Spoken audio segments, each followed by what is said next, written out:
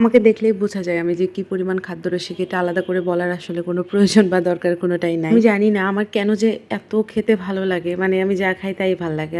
আল্লাহ আমাকে এত রুচি দিছে, মাশাআল্লাহ। মাশাআল্লাহ, মাশাআল্লাহ বলার কোনো কারণ নাই। আমি চাই আমার রুচিতে নজর লাগুক। তবে হ্যাঁ, এই খাবারের নেশাটা আমার মুখের থেকে চোখে বেশি। আমার যে খাবার দেখতে যত বেশি সুন্দর লাগে, সেই খাবার আমাকে তত বেশি আকৃষ্ট করে। সেটা ঘরের খাবার হোক বা বাইরের খাবার হোক। তার মধ্যে আমাকে মিষ্টি খাবার, মানে মিষ্টি জাতীয় ডেজার্ট টাইপের যে খাবারগুলো আছে, ওগুলো আমাকে বেশি টানে। আমার বাসার আশেপাশে যত খাবারের দোকান আছে, মানে মোটামুটি সব আমার মুখস্থ। ইভেন আমি চিন্তা ভাবনা করে রাখি আজকে কি খাবো। ইভেন আজকে খেতে খেতে আমি চিন্তা করি কালকে কি খাবো। আমি জানি না কেন এমন হয়, বাট রিসেন্টলি আমার মুখে এত রুচি বাড়ছে। চোখ রাখ রুচি চোখ রাখ।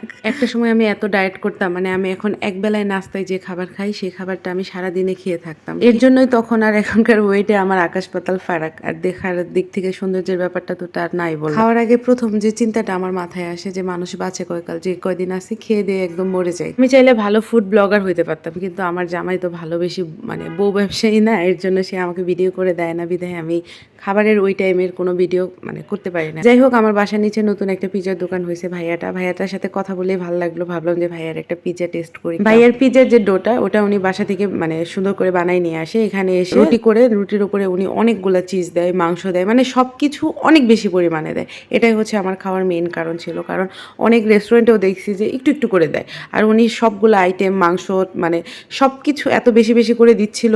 মানে এটা শুধু যে আমাকে দিচ্ছিল ব্যাপারটা এমন না, ওখানে আমাদের সাথে সাথে যারা যারা খাচ্ছিল সবাইকে একদম বেশি বেশি ভরে ভরে দিচ্ছিল। আর আমার কাছে দামটাও মোটামুটি রিজনেবলই লাগছে। 300 থেকে মানে মিডিয়াম রেঞ্জে 300, এরকম 300ই তো, হ্যাঁ 400-500 পর্যন্ত ছিল, বাট সর্বনিম্ন হচ্ছে 300 টাকা। আমরা মোটামুটি বড় একটা পিজাই নিয়েছিলাম, আমি যেহেতু অনেক বেশি পছন্দ করি। আমার কাছে মনে হয় খাবার নেওয়ার সময় খাবার একটু বেশি হোক, বাট কম না পড়ুক, কারণ হচ্ছে আমি সারাদিন না খেয়ে থাকতে প্রস্তুত, বাট আমি যে একবেলা খাবো সেটা একদম পুরা তৃপ্তি সহকারে খেতে হবে, আদারওয়াইজ আমার মন ভরবে না। যাই হোক, আমাদের পিজাটা মোটামুটি রেডি হয়ে গেল। আমি একটু ফটো সেশন করলাম। ক্যামেরা থেকে সামনে দেখতে অনেক বেশি সুন্দর লাগতেছিল, বাট আমার কাছে রুটিটা ভালো লাগে না। মানে বাইরে রেস্টুরেন্টে যেমন এই রুটিটা অনেক বেশি ভালো হয়, ও যথেষ্ট চেষ্টা করছে, বাট আমার কাছে রুটিটা ওই আমার বান্ধবী ইভা বানায় ওর রুটির মতোই লাগছে। ও একবার আমাদের বাসায় এসে বানাই দিচ্ছে। ভালো হয়নি বলে ভুল হবে, আসলে বাসায় বানানো তো একরকম, বাসার টেস্ট অবশ্যই ভালো, বাট রেস্টুরেন্ট যদি বাইরে খাই, সেটা যদি বাসার থেকে আরো বেশি মজা না হয়, সেই হিসেব করলে আসলে সেটা ভালো হয়। কিন্তু উনি তো চিজ টিজ সবকিছু দিয়ে